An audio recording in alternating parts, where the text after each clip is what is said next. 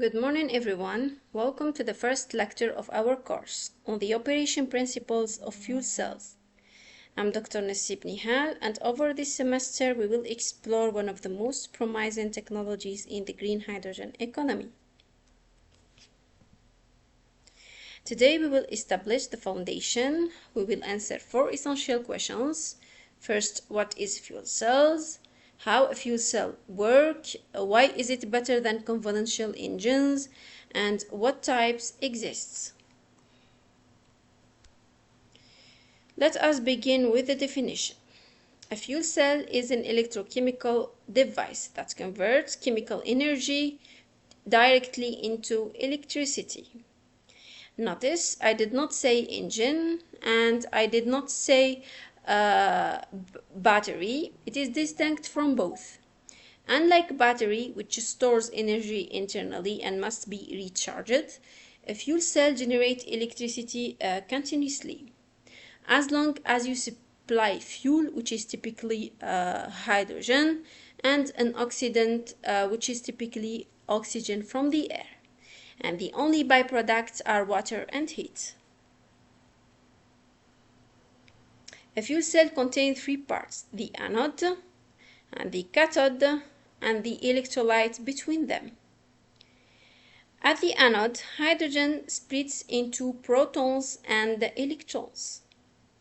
Through this half chemical reaction using a platinum catalyst.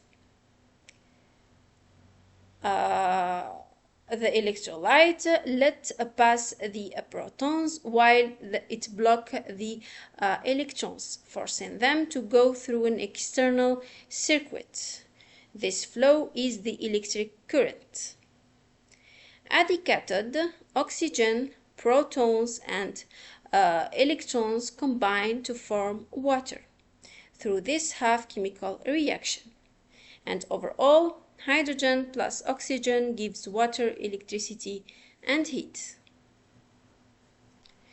Why we replace combustion engines? The answer is thermodynamics. Heat engines are bounded by Carnot limit. They burn fuel to create heat, then mechanical work, then electricity. Each step wastes energy, and the overall efficiency is between 20 to 30%. However, a fuel cell bypasses combustion entirely.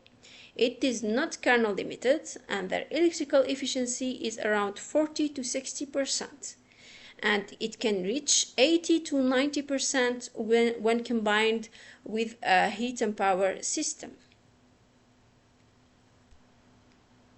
Fuel cells can be classified using 3 principal criteria.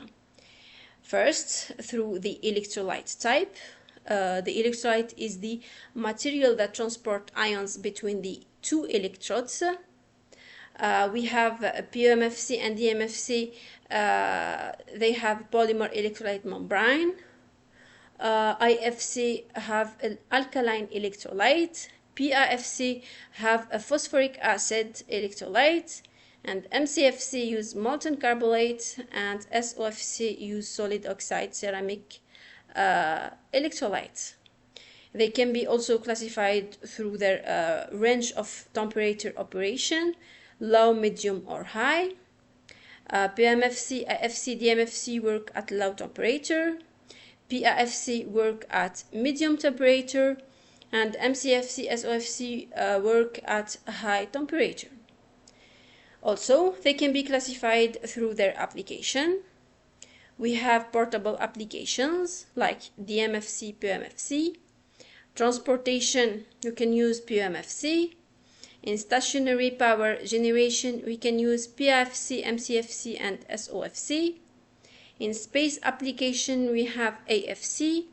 And for combined heat and power system, we have SOFC, MCFC, and PAFC. Let's discuss each type of fuel cells. We can begin with proton exchange membrane fuel cells. It operates at a relatively low temperature, generally between 60 to 100 degrees Celsius, and with a pressure from 1 to 3 atmosphere, and their efficiency is from 40 to 60%. However, it requires a platinum catalyst and a pure hydrogen because it is sensitive to the carbon monoxide contamination. The direct methanol fuel cell uses liquid methanol instead of hydrogen. Methanol is easier to store and transport, which makes this fuel suitable for portable application. However, its efficiency is relatively low. It's around 25 to 35%, mainly because of the methanol crossover.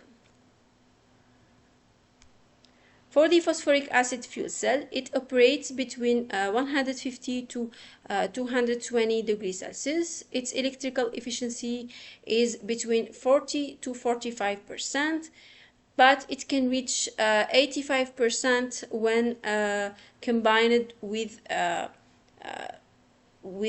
heat and power generation.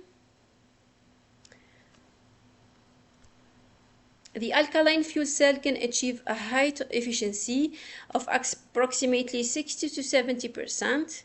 It can use inexpensive catalysts such as nickel.